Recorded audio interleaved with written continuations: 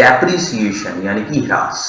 होता क्या है, जब आप किसी फिक्स्ड एसेट्स जो टेंजिबल नेचर की है उसको इस्तेमाल करते हैं तो उसमें कुछ घिसावट हो जाती है, उसकी वैल्यू में कुछ गिरावट आ जाती है। होता है, आप नया व्हीकल खरीदते हैं, उसको इस्तेमाल करेंगे तो उतने रुपए का नहीं बिकेगा, कुछ कम वैल्यू का बिकेगा।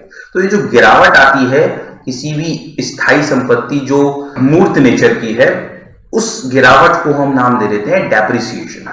Right, okay. यूजेस की वजह से हो सकता है, एक्सीडेंट की वजह से हो सकता है, और भी, या चलन चला जाए उस वजह से भी हो सकता है। ओके, अब इसका क्या होता है भाई, इसको एक लॉस माना जाता है और डेबिट साइड दिखाया जाता है प्रॉफिट एंड लॉस के। ओके, और ये पर्टिकुलर एसेट की वैल्यू को रिड्यूस कर रहा है तो बैलेंस शीट में उस पर्टिकुलर एसेट में से इसे लेस करके शो करते हैं। कैसे, आई शो। मान लेते हैं कि आपको डेप्रिसिएशन दिया हुआ है फर्नीचर पर, ठीक है, और क्वेश्चन में किस तरीके से दिया होता है, इस तरीके से दिया होता है कई बार कि 10% पर एनम आपको डेप चार्ज करना है ऑन फर्नीचर।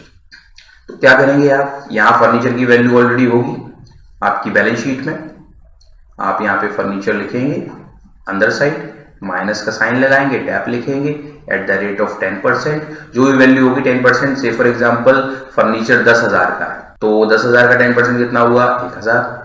1,000 माइनस कर देंगे, 9,000 बाहर आ जाएगा, और 1,000 हमारा नुकसान हो गया, इसकी एसेट की वैल्यू कम हो गई। तो इस 1,000 को हम कहां शो कर देंगे, प्रॉफिट एंड लॉस के डेबिट साइड में, टू डेप ऑन फर्नीचर। आप पूरा लिख सकते हैं, to depreciation on furniture. Okay,